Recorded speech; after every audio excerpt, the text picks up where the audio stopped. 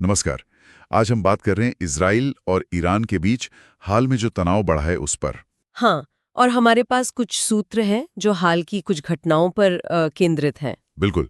तो हमारा मकसद है कि इन सूत्रों के आधार पर समझें कि मुख्य घटनाएं क्या थी, अब स्थिति क्या है और आगे क्या हो सकता है। ठीक है। तो शुरुआत करते हैं एक बड़ी घटना से। जून के मध्य में इजराइल ने एक हमला किया। हाँ, ऑपरेशन रेड वेडिंग, सूत्रों में यही नाम चल रहा है। हाँ, ऑपरेशन रेड वेडिंग। इसमें ईरान के परमाणु ठिकाने, सैन्य ठिकाने, इन पर हवाई हमले हुए, ड्रोन हमले भी हुए। और खबर ये भी है कि ईरान के रेवोल्यूशनरी गार्ड कॉर्प्स यानी IRGC के कुछ बड़े अधिकारी, जनरल और वैज्ञानिक भी इसमें मारे गए। और ये भी बात सामने आई करीब 22 जून तक कि अमेरिका भी इसमें इजराइल का साथ दे रहा था, सूत्रों के मुताबिक। हाँ, अमेरिकी समर्थन की बात भी है इसमें। तो जाहिर है ये ऑपरेशन रेड वेडिंग एक बड़ा मोड़ था। बिल्कुल। और इसका असर भी फौरन हुआ।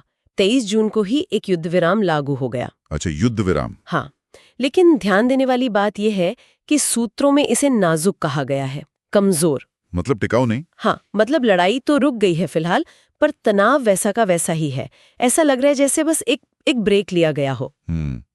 और इसी माहौल में 26 जून को ईरान के सर्वोच्च नेता खामेनेई वो फिर सामने आए। हाँ, उनका बयान आया। और उन्होंने कहा कि ईरान ने अमेरिकी सेनाओं को एक हल्का थप्पड़ दिया है। अच्छा। और साथ में भविष्य में जवाबी कार्रवाई की चेतावनी भी दी। ये बात दिलचस्प है। एक तरफ युद्ध विराम चल रहा है, भले ही कमजोर हो। हाँ। और दूसरी तरफ खामेनेई का ये बयान, ये साफ दिखाता है कि ईरान के इरादे क्या हैं। मतलब मामला अभी ठंडा नहीं पड़ा है। तो ये एक तरह से शक्ति प्रदर्शन भी है। बिल्कुल। ईरान अपनी ताकत दिखाना चाहता है और ये भी जता रहा है कि वो आगे कुछ कर सकता है। ये हल्का तमाचा कहना शायद ये दिखाने की कोशिश है कि देखो, हम चुप नहीं बैठेंगे। लेकिन क्या इसका ये मतलब भी हो सकता है कि ईरान शायद अभी सीधे तौर पर कोई बड़ी लड़ाई नहीं चाहता? हल्का तमाचा मतलब शायद कुछ और? ये एक अहम सवाल है, बिल्कुल। और इसी से जुड़ी एक और बात है जो सूत्रों में विश्लेषक कह रहे हैं।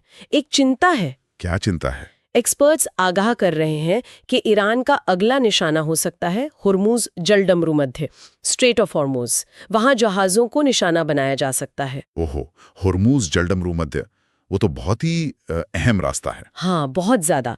दुनिया भर की जो एनर्जी सप्लाई है, तेल और गैस, उसका एक बहुत बड़ा हिस्सा वहीं से गुजरता है। तो अगर वहां जहाजों पर हमले होते हैं तो इसका असर सिर्फ इन दो देशों तक नहीं रहेगा, पूरी दुनिया के एनर्जी मार्केट पर बहुत बुरा असर पड़ सकता है। यानी वैश्विक अर्थव्यवस्था हिल सकती है। बिल्कुल।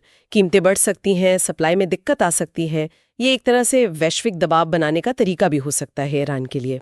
तो अगर हम पूरी तस्वीर देखें, पहले इजराइल का वो बड़ा हमला ऑपरेशन रेड वेडिंग, जिसमें अमेरिका का साथ होने की बात है। हाँ। फिर एक नाजुक सा युद्ध विराम, उसके फौरन बाद ईरान के सुप्रीम लीडर का